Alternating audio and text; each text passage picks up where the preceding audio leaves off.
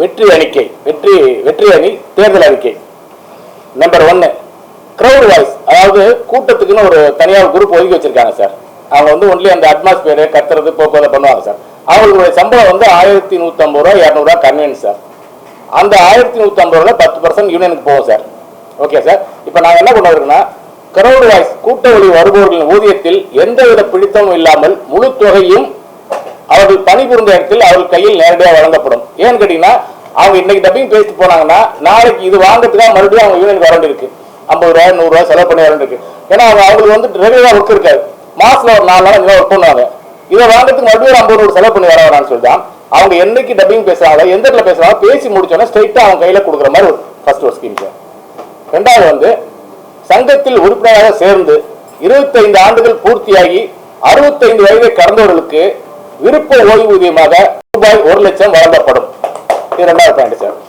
3வது, சங்க நிதி ஆதாரத்தை உயர்த்த கலை நிகழ்ச்சிகள் அல்லது வேறு வகையில் ஏதோ நிகழ்ச்சிகள் ஏற்பாடு செய்து அதிலிருந்து ஒரு தொகையை பிக்சட் டெபாசிட்டில் முதலீடு செய்து அதிலிருந்து ஒரு வட்டியை வைத்து 60 வயதை கடந்த மூத்த கலைஞர்களுக்கு அவர்கள் விருப்பப்பட்டால் மாதம் ரூபாய் 3000 பென்ஷன் வழங்கப்படும். 4வது, அனைத்து உறுப்பினர்களுக்கும் மாதம் பரவலாக சுழற்சி முறையில் வேலை வாய்ப்பு வழங்க வழிவகை செய்யப்படும். 5 வந்து உறுப்பினர்களின் பெண் வாரிசு ஒருவருக்கு அவர்கள் திருமண உதவித்தொகையாக ரூபாய் 50,000 வழங்கப்படும். உறுப்பினர் வாரிசுகள் ஒருவருக்கு யூனியன் கார்டு எந்தவித கட்டணம் இல்லாமல் இலவசமாக வழங்க வழிவகை செய்யப்படும். அப்புறம் உறுப்பினர்களும் அவர்கள் குடும்பத்தில் உள்ளவர்களுக்கும் குரூப் இன்சூரன்ஸ், அதாவது அந்த போடுறாங்களா அந்த மாதிரி குரூப் இன்சூரன்ஸ் வழங்கத்துக்கு ஏற்பாடு செய்யப்படும். முக்கியமா மதிய வேளையில் சங்கத்திற்கு வரும் உறுப்பினர்களுக்கு மதிய உணவு வழங்க ஏற்பாடு செய்யப்படும். வராங்க ஒரு 12 மணிக்கு 1 மணிக்கு காசு வாங்க வராங்க, எதுக்கோ வராங்க, யாரை பார்க்க வராங்க. அந்த இடத்துல வந்துட்டு அவன் போய் வயசானவங்க இருக்கலாம், யாரும் இருக்கலாம், வயசான சின்னவங்க இருக்கலாம்.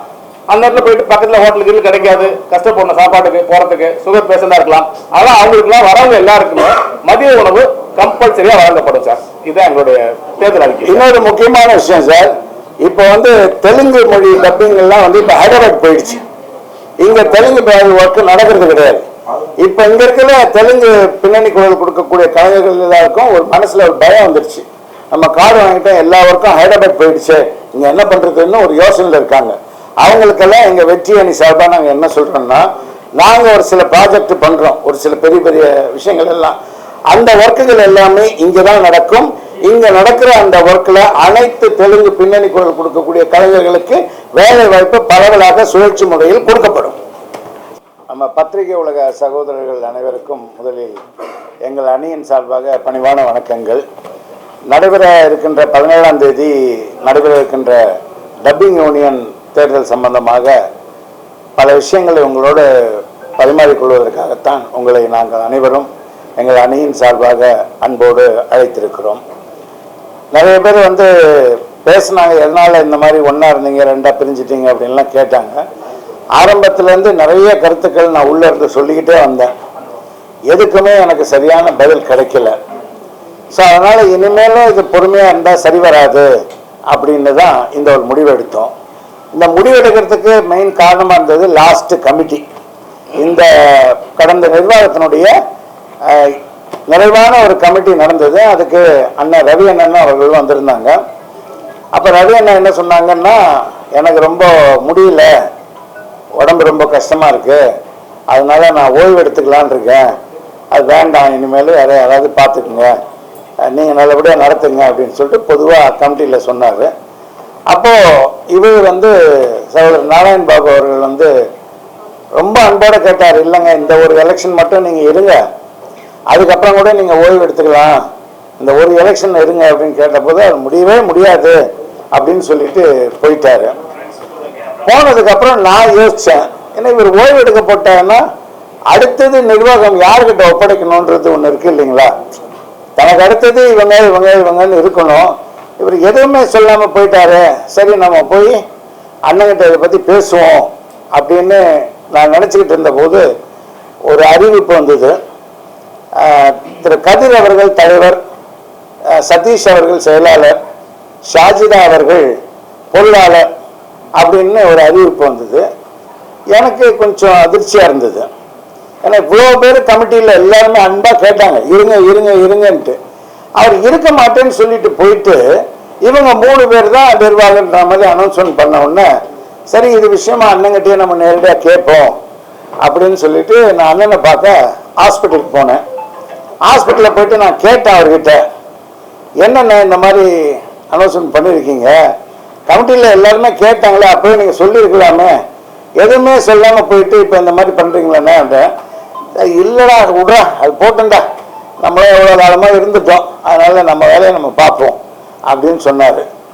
எனக்கு ஆரம்பத்திலேருந்து நிறைய விஷயங்கள் எனக்கு வந்து உடன்பாடு இல்லை. நான் கேள்வி கேட்டுக்கிட்டே இருந்தேன், அதுக்கு சரியான பதில் கிடைக்கல. அப்போ நான் அண்ணங்கிட்ட என்ன சொன்னேன், இல்லைண்ணே 83லேருந்து கட்டி காப்பாற்றின ஒரு யூனியன் இது, அவ்வளோ சுலபமாக இதை டக்குன்னு விட்டுட்டு போயிட முடியாதுன்னு, அடுத்தது ஒரு நல்ல மனிதர்கள்கிட்ட இதை ஒப்படைக்கணும் அப்படின்னு சொல்லிட்டு, நீங்கள் தப்பாக இருக்காதீங்கன்னா கதிர் தான் கேண்டிடேட் நீங்கள் அனௌன்ஸ்மெண்ட் பண்ணீங்கன்னா கதிர் எடுத்து நான் நிற்க வேண்டி வரும் அப்படின்னு அண்ணங்கிட்ட நான் ஓப்பனாக ஹாஸ்பிட்டலில் சொன்னேன். அப்போ ஹாஸ்பிட்டலில் சொல்லும்போது அண்ணனுடைய குடும்பத்தை சார்ந்தவர்கள் அத்தனை பேருமே இருந்தாங்க. அண்ணி, பிள்ளைங்க, பேர பிள்ளைங்க, சம்பந்திங்க எல்லாருமே இருந்தாங்க. அவங்க முன்னிலையில் தான் நான் இதை அண்ணங்கிட்ட நான் சொன்னேன். அது என்னமோ பண்ணுறேன் அப்படின்னா, ஆனால் உண்மையிலே பாவம் அவரால் முடியல, உடம்பு ஆப்ரேஷன் வேறு 2 ஆப்ரேஷன் பண்ணியிருக்கலாம், ரொம்ப கஷ்டப்பட்டார். சரி ஓகே அப்படின்னு சொல்லிட்டு நான் வந்துட்ட உடனே ஒரு 2 நாள் கழித்து சகோதரர் சாந்தகுமார் அவர்களும் மாலா மாமின்னு ஒரு மூத்த கலைஞர், அவங்க 2 பேரும் போய் அண்ணங்கிட்ட ஹாஸ்பிட்டலில் பார்த்து பேசினாங்க. அப்போ அண்ணன் சொன்னார், இவர் கேட்டார், என்னென்னா நானும் 18 வருஷமா இவர் அவர்கிட்ட ஏதாவது கீ போஸ்ட் கொடுங்களேன் அப்படின்னு சொல்லி கேட்டுட்டு இருந்தார் நிற்கிறதுக்காக. ஏன்னா அவங்க எல்லாரோட இவர் சீனியர், அந்த 3 பேரோட இவர் சீனியர். நிறைய உறுப்பினர்களுக்கு வேலை வாய்ப்புகள் எல்லாம் வாங்கி கொடுத்தவர், யூனியனுக்கு அதன் மூலமாக நிறைய வருமானத்தை அள்ளி கொடுத்தவர், எல்லாமே இருந்து இவர் கேட்டபோது எனக்கு ஒன்றும் சொல்ல தெரியலடா, அந்த கதிரிவங்கெல்லாம் நீ வரவே கூடாதுன்றானுங்க, என்னன்னு தெரியல, நீ வேணா போய் அவன்கிட்ட பேசினேன், நான் எப்படின்னா பேச முடியும், இல்லைடா நான் பேசினா கூட அவங்க வந்து முடியாதுன்றானுங்க அப்படின்னும் போது எனக்கு தோணுச்சு, இந்த விஷயம் வந்தது. இதுக்கு முன்னாடியே நாங்கள் நிறைய விஷயங்கள் கேட்டோம்.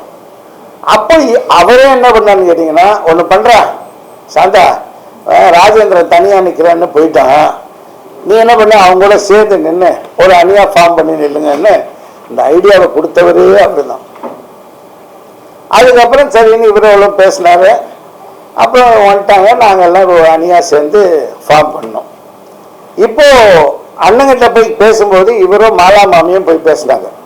அப்போ மாலா மாமி வந்து அண்ணங்கிட்ட என்ன சொன்னாங்க, ஏங்க ஒரு 4 பேர் சேர்ந்து தாங்க நிர்வாகத்தில் எல்லா முடிவும் எடுக்கிறாங்க, இவ்வளோ பேர் உறுப்பினர்களால் ஓட்டு போட்டு தேர்ந்தெடுக்கப்பட்ட அந்த நிர்வாகம் அங்கே இருக்குது, உபதலைவர்கள், இணைச் செயலாளர்கள், செயற்குழு உறுப்பினர்கள் இவ்வளோ பேர் இருக்காங்க, இவங்க 4 பேர் மட்டும் எல்லா முடிவும் எடுத்துட்டு வந்து எங்ககிட்ட தகவல் மட்டும்தான் சொல்றாங்க.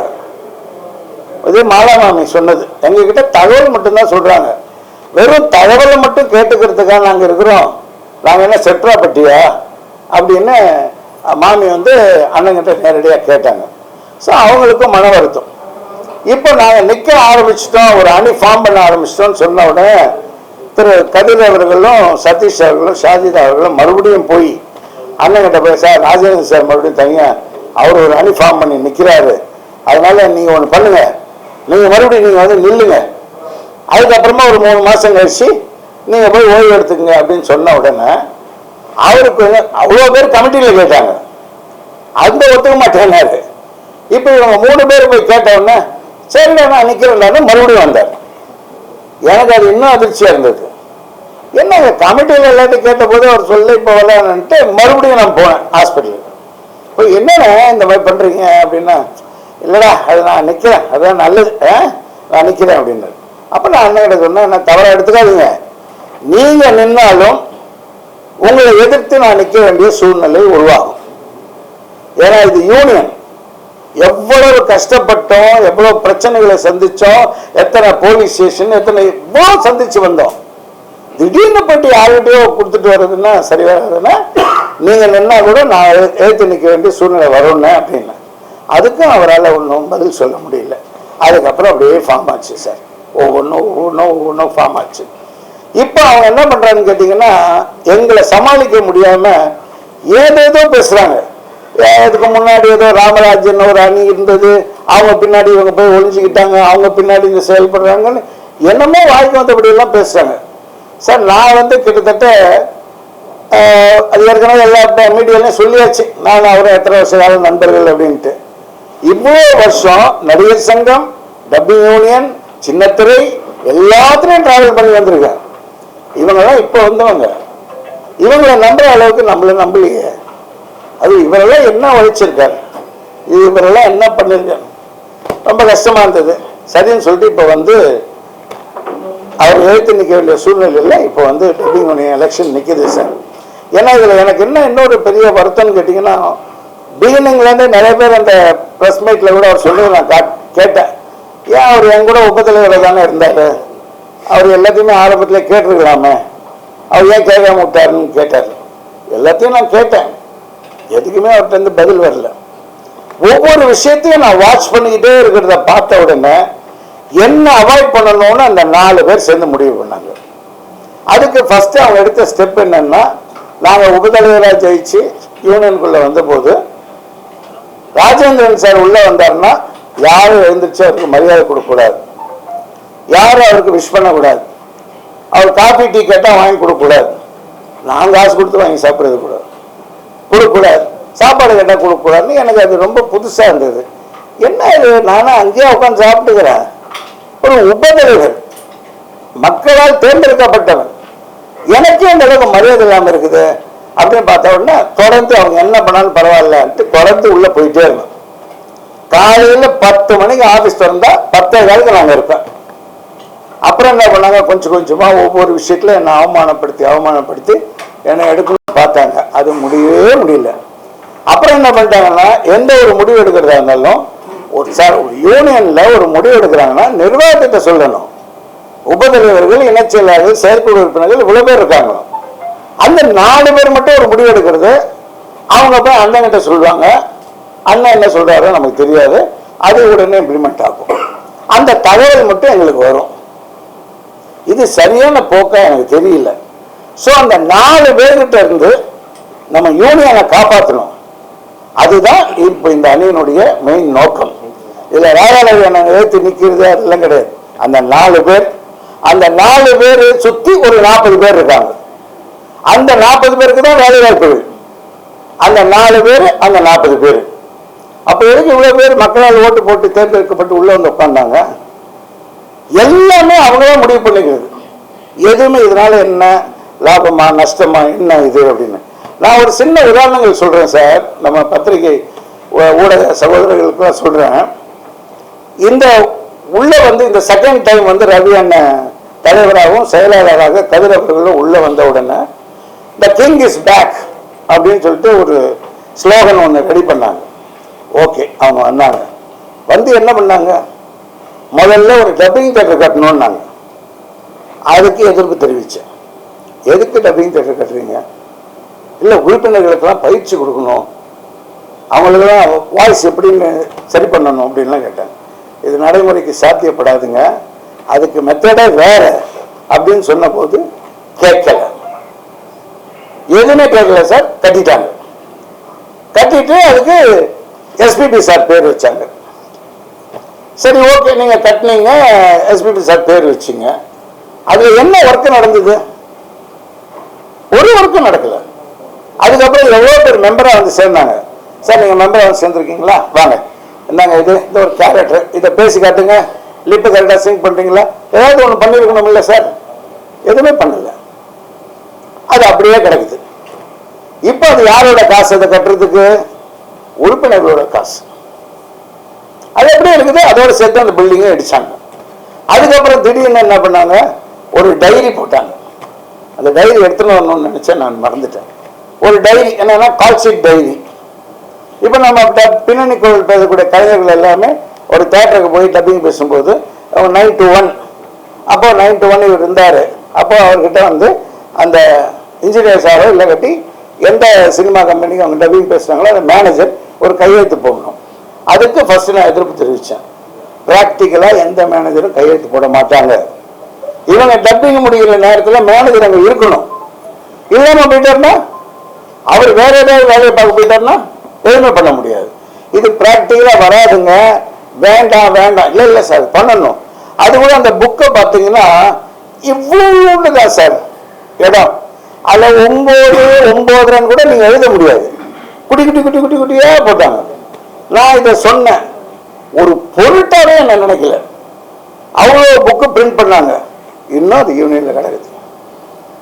சில பேருக்கு கொடுத்தாங்க. அவங்கெல்லாம் யார் இதை ஃபாலோ பண்ணுறாங்க? புக்கு அப்படியே கிடக்குது. அது யாருடைய பணம்?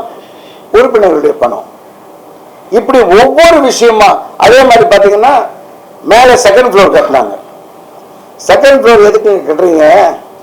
ஏற்கனவே பேஸ்மெண்ட்லேருந்து கட்டிட்டு வந்ததுல பிரச்சனை இருக்கு.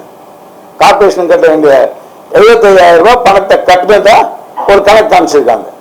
ஆனால் கார்பரேஷனுக்கு அந்த பணம் போய் சேரல. 75,000 ரூபாய் கட்டாததுனால 75 லட்சம் ரூபாய் பில்டிங் இடிக்கப்பட்டது. இதை நான் ஆதாரத்தோடு வச்சிருக்கேன். கார்பரேஷன் அனுப்பிச்ச அந்த இது கூட அதுக்கப்புறம் கூட நான் சகோதரர்களுக்கு நான் காட்டுறேன். அந்த 75,000 ரூபாய் ஏன் கட்டினதா கணக்கு காமிச்சிங்க? அந்த 75,000 ரூபாய் எங்க போச்சு? இப்போ கோர்ட்ல நீதியரசர் இவங்க குற்றவாளிகள், இவங்க 75,000 ரூபாய் கட்டல அப்படின்னு தீர்ப்பு சொல்லி கோர்ட்லயே இவங்க தான் குற்றவாளின்னு சொல்லியாச்சு. அதுக்கப்புறம் கூட இந்த கதிர் வந்து என்ன சொல்றாருன்னா, பில்டிங் இடிச்சிட்டாங்க, மறுபடியும் நாங்க இந்த பில்டிங்கை கட்டுவோம், அதுக்கு தலைவர் பேர் வைப்போம். நான் என்ன கேட்கிறேன் தம்பி கதிர்கிட்ட, ஏப்பா இடிச்சாங்க இந்த பில்டிங், அதுவே நமக்கு அசிங்கம் இல்லையா? தலைவர் இருக்க பீரியட்ல அந்த பில்டிங் இடிக்கப்படுதுன்னா அந்த ஏன் இடிச்சாங்க, என்ன தப்பு நடந்ததுன்னு பார்க்காம இடிக்க வச்சிட்டாங்கன்னு பழைய வேற எங்கேயோ போட்டு அதை டைவர்ட் பண்ணாரு. இன்னைக்கு கோர்ட்ல என்ன சொல்லிட்டாங்க? ஆமா அவங்க தப்பு பண்ணிருக்காங்க, அவங்க குற்றவாளிகள் தான். அப்ப நீதியரசர் சொன்ன அந்த வார்த்தையில போய் நீங்க மாத்திருவீங்களா? நீதியரசர் கிட்ட என்ன இவங்க யாருனாலே பழி போடுறாங்கல்ல, அவங்க தான் வந்து பண்ண சொன்னாங்களா? அதுக்கப்புறம் செகண்ட் ஃப்ளோர் கட்டாதீங்கன்னு நான் சொன்னேன். அதுவும் கேட்கல, அது எது கட்டுறீங்கன்னு கேட்டேன். இல்லை சார், நம்ம உறுப்பினர்கள் எல்லாருமே ஒரு சின்ன பர்த்டே, குழந்தைக்கு பிறந்த நாள், இல்லைன்னா ஒரு பெண் பிள்ளைகள் அதாவது பெரியவங்களாயிட்டாங்கன்னா அந்த மாதிரி விழாக்கள் நடத்துறதுக்கு ஒரு கம்மி விலையில் நம்ம மேலே இடம் கொடுக்கலாம் ஒரு ஃபங்க்ஷன் பண்ணுறதுக்கு அப்படின்னு சொன்னாங்க. நான் சொன்னேன் அதுவும் நடைமுறைக்கு சாத்தியம் வராதுங்கன்னு. என்ன நீங்கள் எடுக்கிறதாலே அப்ஜெக்ஷன் பண்ணிக்கிட்டே இருக்கிறீங்கன்னாங்க. சார் நீங்களே ப்ராக்டிக்கலாக யோசனை பண்ணி பாருங்க சார், ஊடக சகோதரர்கள். விஜயராகபுரம் 4வது தெருவில் இருக்கிற அந்த இடம் இவ்வளோ சின்னது. ஒரு 4 பைக்கு ஒன்றாவது நின்னாலே டோட்டலாக அது டிராஃபிக் ஜாம் ஆகிடும். ஏன்னா அது வந்து ரெசிடென்ஷியல் ஏரியா. அங்கே இருக்கிறவங்க 10 பேர் வருவாங்க, 20 பேர் போவாங்க, கார் போகும், வண்டி போக முடியாது. சப்போஸ் இந்த ஃபங்க்ஷனுக்கு வர மக்கள் எல்லாருமே அங்கே வந்து வண்டி கிட்ட நிற்க வச்சாங்கன்னா எப்படி மேலே போவாங்க? அதுவும் செகண்ட் ஃப்ளோர் எப்படி மேலே போவாங்க? இல்லைன்னா அந்த பக்கம் 80 அடி ரோட்டில் கோல்டன் பேரடைஸ் அந்த வண்டியெல்லாம் நிற்க வச்சுட்டு அங்கே நடந்து வரணும். இல்லைன்னா இந்த பக்கம் வந்து போலீஸ் பூத் இருக்கிற இடத்துல நிற்க வச்சுட்டு நடந்து வரணும். இதெல்லாம் வராதுங்க ப்ராக்டிக்கலாக அப்படின்னா பார்த்தா எந்த ஃபங்க்ஷனும் நடக்கலை. நீங்க செக் பண்ணி பாருங்க. பொய் சொல்றாருன்னு நான் ஆதாரத்தோட சொல்றேன். ஊடக நண்பர்கள் எங்க இருந்தாலும் உண்மை எடுத்துருவீங்க சகோதரர்கள், நீங்க போய் பாருங்க. எதுவுமே பண்ணல. உடனே என்ன பண்ணாங்க? சரி இது என்ன வெறுமனே கட்டியாச்சு, இது கட்டினதே தப்பு, பர்மிஷன் வாங்கல சார். நான் ஊடக நண்பர்கள் சொல்றேன், பர்மிஷன் வாங்கல, செகண்ட் ஃப்ளோர் கட்டிட்டாங்க. இப்ப அங்க போட்ட மாதிரி எந்த ஃபங்க்ஷனும் அங்க நடக்கல. உடனே என்ன பண்ணிட்டாங்க? சரி கட்டியாச்சு, அது வேஸ்டா போகும், அப்போ ஒன்று பண்ணலாம், இனிமேல் கமிட்டி மீட்டிங்லாம் மேலே வச்சுக்கலாம். ஸோ இப்போ கமிட்டி மீட்டிங் நடத்துறதுக்கு மேலே ஒரு இடம் அப்படிதான் அதை மாத்திட்டாங்க. இப்போ அந்த கமிட்டி அந்த பில்டிங்கும் அதோட சேர்த்து அந்த கதையும் முடிஞ்சு போச்சு. டோட்டலாக இடிச்சு போட்டாங்க. அதை கட்டுறதுக்கு உண்டான செலவு யாருது? யாருடைய பணம்? உறுப்பினர்களுடைய பணம். கஷ்டப்பட்டு 2 லட்சம் ரூபாய் பணத்தை கட்டி 10% யூனியனுக்கு கட்டி அந்த பணமெல்லாம் இந்த மாதிரி விரயமா போகணுமான்றதுதான் சார் என்னுடைய யோசனை. எங்க அணியில இருக்க எல்லாருடைய வேதனை. இதுல என்ன சார் தப்பு? சரி, இவ்வளவு குற்றச்சாட்டு வைக்கிறீங்க. இந்த குற்றச்சாட்டு எல்லாமே இப்ப இந்த தேர்தல் ஒண்ணு நடக்கும் போதுதான் சொல்றீங்களே தவிர இது ஏன் முன்கூட்டியே சொல்லல அப்படின்னு முன்னாடியே சொல்லிருக்கலாம் சார். இப்ப உங்க தலைவர் மேல உங்களுக்கு இருக்கிற இந்த ஒரு அபிப்பிராயம் ஆகட்டும், ஒரு அதிருப்தி ஆகட்டும், இது எல்லாமே உள்ள இருக்க செயற்குழு உறுப்பினர்கள் இருக்க பதவியில் இருக்க ஒவ்வொருத்தர் மேலேயுமே ஒரு அதிருப்தி, அந்த பில்டிங் மேலே ஆகட்டும், இவ்வளவு குற்றச்சாட்டு வைக்கிறீங்க. இது எல்லாமே முன்கூட்டியே சொல்லிருக்கலாமே அப்படின்ற ஒரு கேள்வி வரும் சார். இப்ப நான் பேட்டி கொடுக்கறதுக்கு முன்னாடி நான் என்ன சொன்னேன், ஆரம்பத்துல இருந்து ஒவ்வொரு விஷயத்தையும் நான் எதிர்ப்பு தெரிவிச்சுக்கிட்டே தான் வந்துகிட்டு இருக்கேன். இவங்க கேட்கல. உங்களுக்கு பிடிக்கல அப்படின்னா அப்பவே வெளியில வந்துருக்கலாமே நான் கேட்கறேன். ஏன்னா நீங்க சொல்றதை கேட்கல அப்படின்றப்போ நீங்க உங்களுடைய அணி அப்படின்றத தனியா திரட்டிட்டு வந்திருக்கலாமே. ஏன் இவர் வந்து தலைவர் போட்டிக்கு வந்து போட்டி இடலன்னு தெரிஞ்சதுக்கு அப்புறமா நீங்க வந்து நான் வெளியில வந்து நான் இந்த மாதிரி தலைவர் போட்டிக்கு வரேன் அப்படின்ற மாதிரி இருக்கு. இது தேர்தல் அந்த நோக்குல பதவி நோக்குல பண்ற மாதிரில இருக்கு. ஒரு கேள்விக்கு நீ கேட்டீங்க சொல்றேன். தென்னிந்திய நடிகர் சங்கத்துல ரவி அண்ணன் கூட 14 வருஷம் நான் கமிட்டி மெம்பர். ஓகேங்களா? விஜயகாந்த் சாரோட 6 வருஷம் அவருடைய தலைமையில நான் கமிட்டி மெம்பர். சரத்குமார் சாரோட அவருடைய நிர்வாகத்தில் 3 வருஷம் நான் கமிட்டி மெம்பர். சின்னத்திரை நடிகர் சங்கத்தினுடைய ஃபவுண்டர், சின்னத்திரை நடிகர் சங்கத்தினுடைய தலைவர், சின்னத்திரை நடிகர் சங்கத்தினுடைய செக்ரட்டரி, சின்னத்திரை கலைஞர்கள் கூட்டமைப்பினுடைய செயலாளர். இவ்வளவு பதவிகளையும் நான் அனுபவிச்சாச்சு. இப்ப என்ன புதுசா எனக்கு பதவியா சார்? எனக்கு புரியல. எனக்கு பதவியா இல்ல சார். கண்ணு முன்னாடி இப்படி ஒரு விஷயம் நடக்குது, அதை எடுத்துட்டு போய் சொன்னா, அதுக்குதான் நான் சொன்ன 10 பேட்டியில சொன்னேன், ரவி அண்ணனுக்கு ஆளுமை போயிடுச்சுன்னு. அதுக்கு உடனே எல்லாருக்கும் அவர் எப்படி நீங்க ஆளுமை போயிடுச்சுன்னு. இப்ப ஒண்ணும் இல்லை சார், நீங்களே பத்திரிகை பேட்டி பார்த்தீங்க, அது அண்ணன் கொடுத்த பத்திரிகை பேட்டியில். அதுல முன்னெல்லாம் எப்படின்னு பாத்தீங்கன்னா, நாங்கெல்லாம் உட்காரும்போது அவர் பக்கத்துல KR செல்வராஜன் ஒருத்தர் உட்காருவார், நான் உட்காருவேன். நாங்க தான் 2 பேரும் அவர் பக்கத்துல.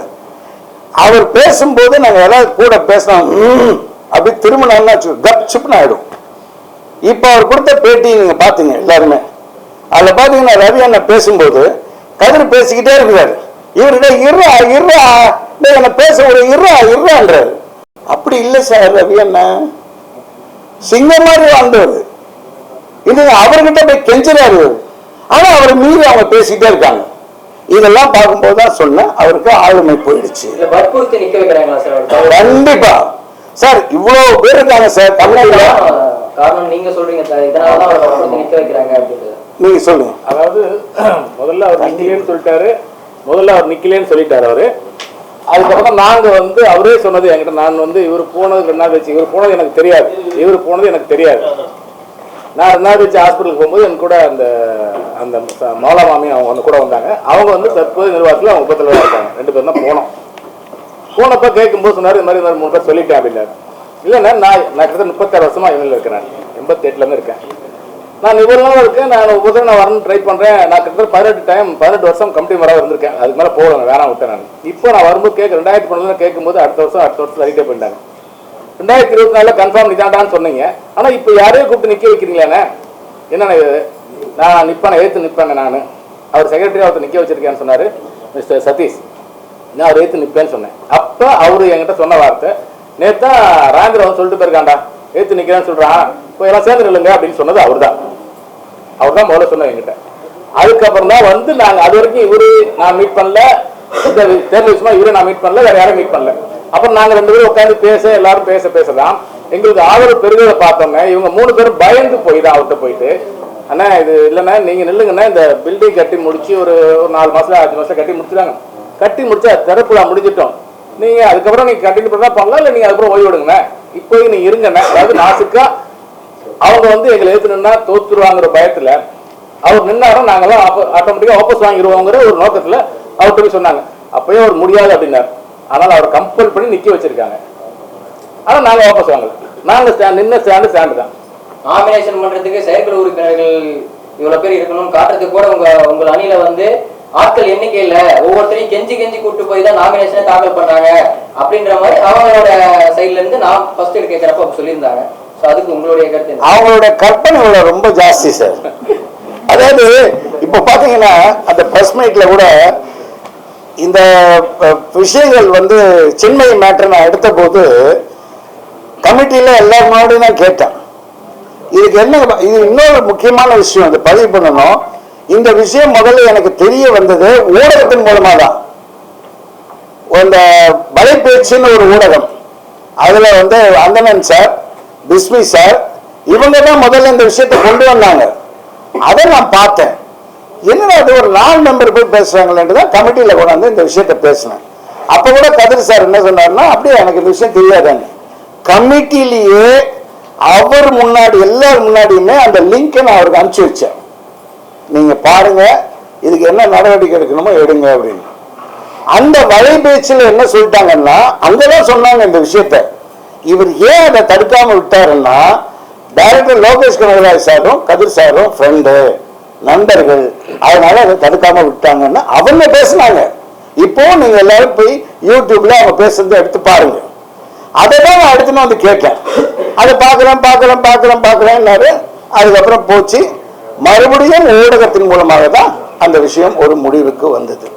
இந்த மாதிரி எதுலையுமே ஒரு ஒரு ஒரு திட்டமிடல், உறுப்பினர்கள் நலன் சார்ந்து என்ன செய்யணும், உறுப்பினர்கள் வாழ்வாதாரத்துக்கு என்ன செய்யணும். சார் இப்ப சின்ன ஒரு விஷயம் கேள்வி கேட்கிறேன் சார், இந்த இது மூலமா அவங்களுக்கு கேட்கிறேன். இப்போ இந்த பில்டிங்கை இடிச்சிட்டாங்க, அதுவும் ரவி அண்ணன் தலைவராக இருக்கும்போது இடிச்சிட்டாங்க. அது நம்ம டப்பிங் யூனியனுக்கு அவமானமா இல்லையா? நான் உங்ககிட்ட இது மூலமா கேட்கிறேன், இது அவமானம், எவ்வளவு பெரிய அவமானம். சிங்கம் மாதிரி இருந்த ஒரு மனுஷனுடைய தலைமையில ஒரு யூனியன் இயங்கும் போது அதை இடிக்கிறாங்க, அது அவமானம்.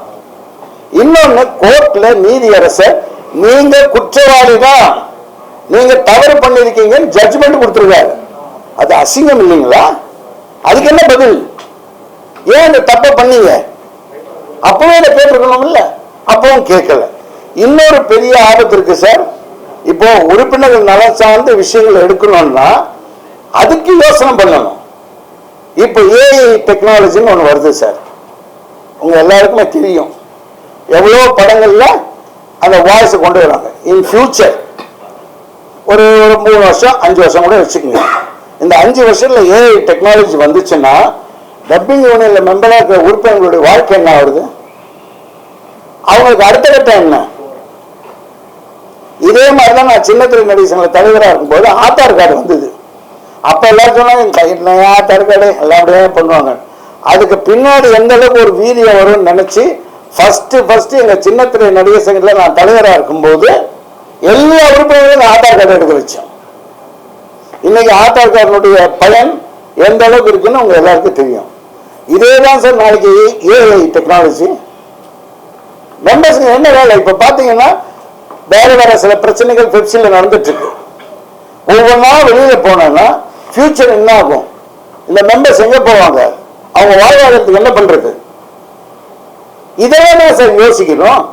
இன்னொன்னு, அவர் சதீஷ்ங்கிறவர் சொல்றாரு பிரஸ் மீட்ல, நாங்க வந்து கிரிக்கெட் டீம் ஆரம்பிச்சோம், நாங்க இவ்வளவு பேர் கொண்டு வந்தோம், ஒரு 4 பேர் வந்து அதனால குடிப்பழக்கத்தையும் நிறுத்திட்டாங்க. சார், கிரிக்கெட் மேட்ச்ன்றது நம்ம கலைஞர்ல 25 வருஷமா நடந்துகிட்டு இருக்கு sir. Telugu dubbing artist, Tamil dubbing artist, சின்னத்திரை ஆர்டிஸ்ட், மியூசிஷியன், பாடகர்கள், இவங்க எல்லாருமே கலந்து ஆடுவாங்க. அது ஆன சில பேர் நம்ம நண்பர்கள் தம்பிங்கெல்லாம் இங்க இருக்கிறாங்க. இது என்னமோ இவர் தான் இப்ப புதுசா கொண்டு வந்த மாதிரி, நான் தான் கொண்டு வந்தேன், எல்லாம் நான் தான் பண்ணேன். 25 வருஷமா எல்லாமே ஆடிட்டு தானே பாருங்க. அப்பெல்லாம் நீ எங்க இருந்த? 16 வருஷம் வந்து கூடவே இருந்தேன்னு சொல்றீங்க. நீங்க போய் கேட்டீங்களா என்ன தலைவரா நிக்க வைங்க அப்படின்ட்டு? கிடையாது சொன்னாரு, கூடவே இருந்து துரோகம் பண்ணிட்டாப்ல அப்படின்ட்டு. அவையே அப்படி சொன்னாரு. அது அவரதான் கேட்கணும். நீங்க வேணும்னு தலைவர் பதவி வேணும்ன்றத என்கிட்ட கேட்டிருக்கலாம்.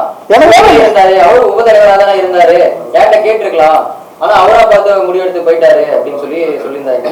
கரெக்ட். ஆனா ஹாஸ்பிட்டல் இருக்கும்போது என்ன தெரியுமா சொன்னாரு?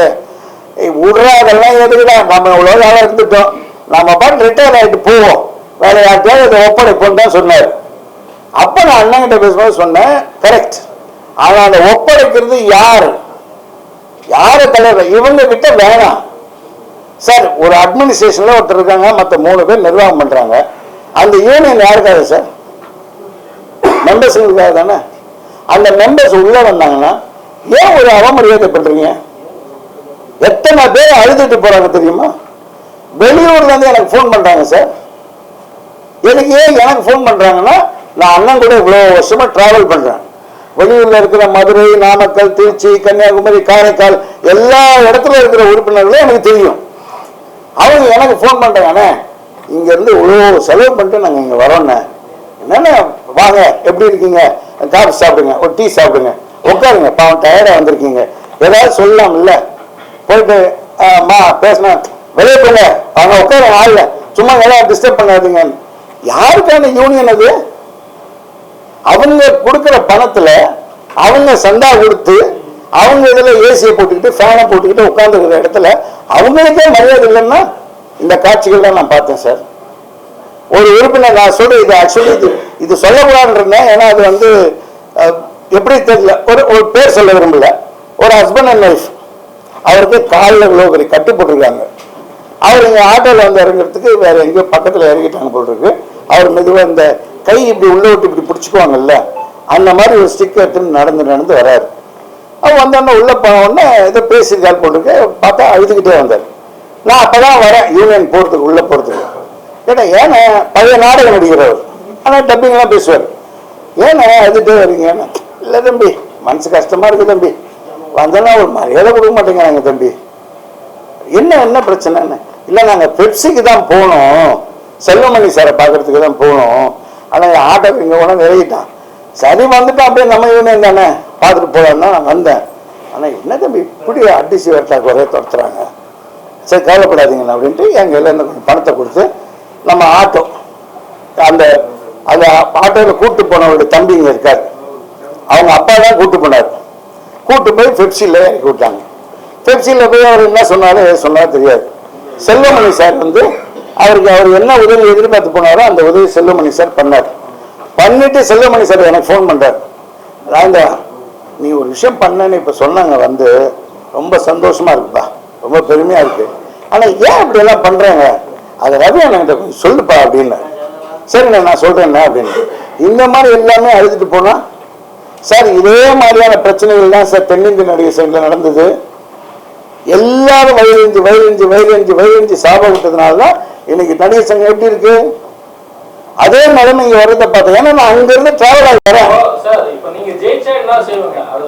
இருக்கு சார். இப்ப கடைசியில் நாங்க எல்லாம் என்ன அந்த அறிக்கை வச்சிருக்கீங்கல்ல?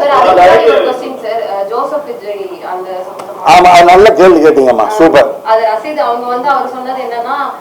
அவரு 40 வருஷமா கூட இருந்தும் தெரியல அப்படின்ற மாதிரி சொல்லிருக்காரு. அது போக இன்னொரு क्वेश्चन இருக்கு, என்ன அப்படின்னா ஜோசப் விஜய் கட்டாதத நான் கட்டேன்னு சொன்னாரு அவரு. அப்ப சின்மையும் கட்டாம இருந்ததுனால விளக்குறாங்கன்னு சொன்னாங்க. இப்ப இந்த ரெண்டு क्वेश्चन ஆன்சர் இப்ப நீங்களே சொல்றீங்களா பதில்? சூப்பரா இல்ல அவரு உங்களுக்கு சொன்னார்ல 40 வருஷமா கூட இருந்தும் இது பண்ணல அப்படின்னு சொல்லி.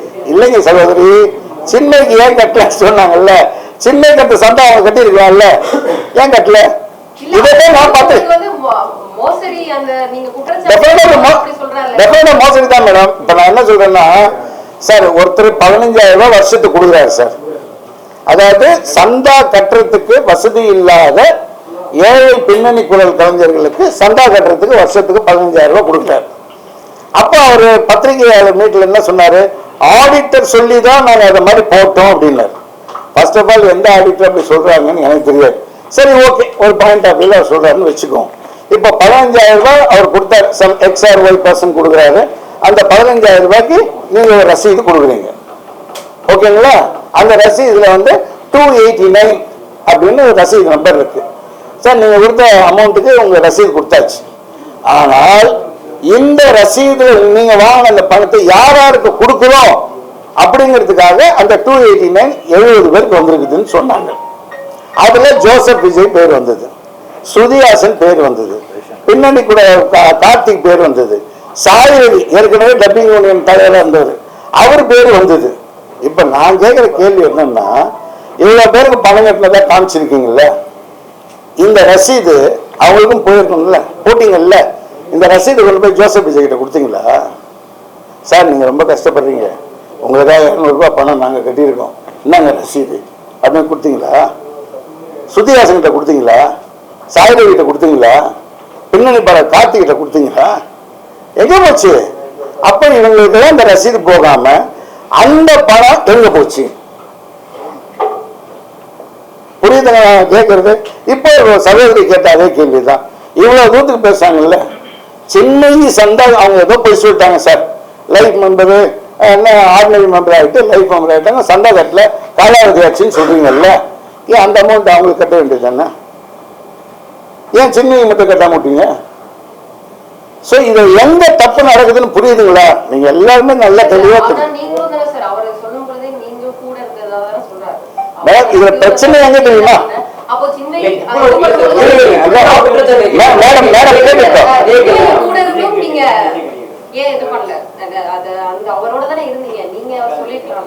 நான் முதல்ல ஒரு கேள்வி சொன்னேன் தெரியுமா?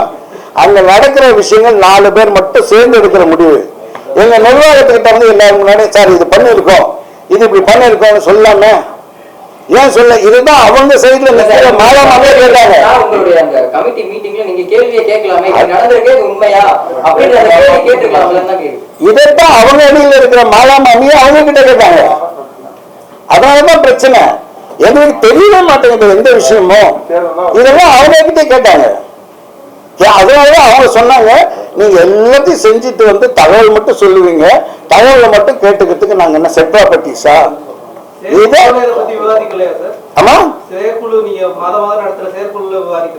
நான் சொல்றது நல்லா புரிஞ்சுக்கங்க சார். எந்த செயற்குழுவும் இது ஒரு விஷயத்தை அவங்க மறைக்கணும்னு முடிவு பண்ணிட்டாங்கன்னா அந்த விஷயம் செயற்குழுக்கு வராது. வராத விஷயத்தை பத்தி எப்படி நாங்க பேச முடியும்? சரி சார், இன்னொன்னு பகிரங்கமா உங்களுக்கே தெரியும், கணக்கு காட்டுவாங்க, அவ்வளவுதான். அதாங்க கணக்கு காட்டுவாங்க. தேர்தலுக்கு அப்புறம் நீங்க ஜெயிச்சு வரும்போது தப்பு பண்ணவங்க மேல நடவடிக்கை எடுக்க வாய்ப்பு இருக்கா? சட்ட ரீதியா விஷயங்கள் எந்த தப்பு பண்ணவங்க மேல நீங்க சொல்றீங்களா? தவறான ஒரு கணக்கு வழக்குனா சொல்றாங்க ஒரு விஷயத்துல, அதனால நடவடிக்கை எடுக்க வாய்ப்பு இருக்கா? தவறு அவங்களுக்கு ப்ரூவ் பண்ணி அவங்க மேல நடவடிக்கை சட்ட ரீதியா. ஆமா. இன்னொரு கூட ஒரு விஷயம் வந்து நேற்றுக்கு அவர் சேலஞ்ச் பண்ணியிருந்தார் கதிர் சார். அது எனக்கும் வந்துருக்குது, அந்த ஆடியோ கூட நான் உங்ககிட்ட காட்டுறேன். இவ்வளவு பேசுறீங்களே நீங்க, அதாவது என்னன்னா இதுல நல்ல உள்ள இருக்க சூழ்ச்சியை நீங்க புரிஞ்சுக்கணும் சார். எந்த விஷயம் அவங்க என்கிட்ட சொல்ல மாட்டாங்க, சொல்லாத விஷயத்த நான் தூண்டி விடுறேன். அவர் கேட்ட ஒரு கேள்வி என்னன்னா, சூர்யாவை நாங்க எதுக்காக நீக்கணும்னு உங்களால் சொல்ல முடியுமா? இந்த கொஸ்டின் அவர் கேட்டிருந்தார் கதிர். சூர்யாவை நாங்க எதுக்காக நீக்கணும் மெம்பர்ஷிப்லன்னு சொல்ல முடியுமா? அப்படி உங்களுக்கு சொல்ல முடியலன்னா உங்களுக்கு தெரியாத பல விஷயங்கள் நான் சொல்றேன். என்ன பதில்? உங்களுக்கு தெரியாத பல விஷயங்களை நான் சொல்றேன். அப்ப தெரியாத பல விஷயங்கள் அவங்க 4 பேருக்கு மட்டுமே தெரிஞ்ச அந்த விஷயங்கள் ஏன் நிர்வாகத்துக்கு கொண்டு வரல? ஏன் மாசமா நடந்த கமிட்டி மீட்டிங் கொண்டு வரல? எவ்வளவு பேர் சார் இந்த மனிதர் கெஞ்சின கெஞ்சு அப்படி இருந்தது சார். உதாசீனப்படுத்திட்டு போன அந்த விஷயங்கள்லாம் எனக்கு தெரியாதுனால நீ அந்த கேள்வி கேட்டேன். இப்ப சொல்றேன் சார், இந்த பத்திரிகை மூலமா ஏன் சூர்யாவை தூக்குனாங்க அப்படின்னா, போன தடவை நடந்த எலெக்ஷன்ல அவர் தப்பு பண்றாரு எனக்கு தெரியாதுன்னு நினைச்சுக்கிட்டு அவங்க மறைச்சாங்கன்னா எனக்கு விளையாட்டா சார் விஷயம். போன தடவை நாசர் நின்னாரு, நாசர் சாருக்கு சூர்யா சார் போய் ஓட்டு போட்டார், தோத்துட்டாரு நாசர் சார். இப்ப அவருக்கு என்ன பயம் வந்துருச்சுன்னா, சூர்யா சாரே டப்பிங் யூனியன் மெம்பர், விஜய் சாரும் மெம்பர், சுதியாசனும் அவங்களும் மெம்பர், எல்லாம் மெம்பர். ஆனா அவங்க எல்லாம் படத்துல ரொம்ப பிஸியா இருந்துட்டாங்க. ஆனா சூர்யா சார் கண்டினியூஸா டப்பிங் பேசிக்கிட்டு இருக்காரு. மணிரத்னம் சார் படங்கள் மற்ற படங்கள்லாம் டப்பிங் பேசிக்கிட்டு இருக்காரு. இப்போ தென்னிந்திய நடிகர் சங்கத்தில் சூர்யா சாரோட பிரதர் கார்த்திக் சார் அவரு போட்டி போட்டு பொருளாளர் வந்துட்டார், விஷால் வந்து செயலாளராக வந்துட்டார், நாசர் சாரு தலைவராக வந்துட்டார். இப்போ ஒரே ஒரு யூனியன் டப்பிங் யூனியன் தான். இதுல சூர்யா சார் போட்டி போட்டு அவர் தலைவரா வந்துட்டாருன்னா நம்ம பதவி போயிடுமோ அப்படிங்கிற ஒரு எண்ணத்துல சூர்யா சார் சந்தா கட்டலைன்னு தூக்குனாங்க. இப்ப அவங்க சகோதரி கேட்ட அதே கேள்வி கேட்கிறேன், இத்தனை பேருக்கு சந்தா கட்டல நீங்க ஏன் சூர்யா சார் கட்ட வேண்டியது என்ன? ஓகேங்களா? சேர்த்து நடந்த கொரோனா பீரியட்ல சூர்யா சார் நிறைய உதவி பண்ணார். அப்ப என்ன பண்ணிட்டாங்க, யோசனை பண்ணி இல்ல இல்ல இப்ப நீக்க கூடாது, மறுபடியும் அவரை உள்ள சேர்த்துக்கிட்டாங்க. எப்படி சேர்த்தாங்க? கௌரவ உறுப்பினரா சேர்த்தாங்க. நீங்க போய் கேட்டு பாருங்க, கௌரவ உறுப்பினரா சேர்த்தாங்க. அப்ப கௌரவ உறுப்பினரா சேர்த்தா என்ன பெனிஃபிட்னு பாத்தீங்கன்னா, அவங்களுக்கு அவர் தேர்தலில் போட்டியிடவும் முடியாது, ஓட்டு போடவும் முடியாது. ஓகேங்களா? சொல்லுமா.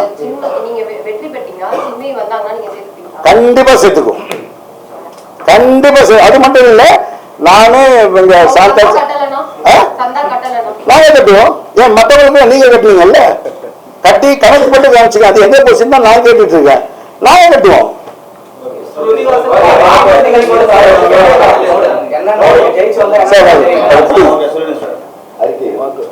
படிங்க படிங்க, தேர்தல் அறிக்கை படிங்க, என்ன செய்ய போறோம்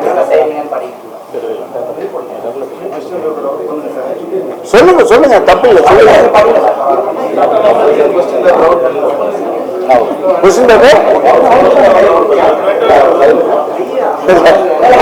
எடுத்தனால அவர்கிட்ட போறோம்.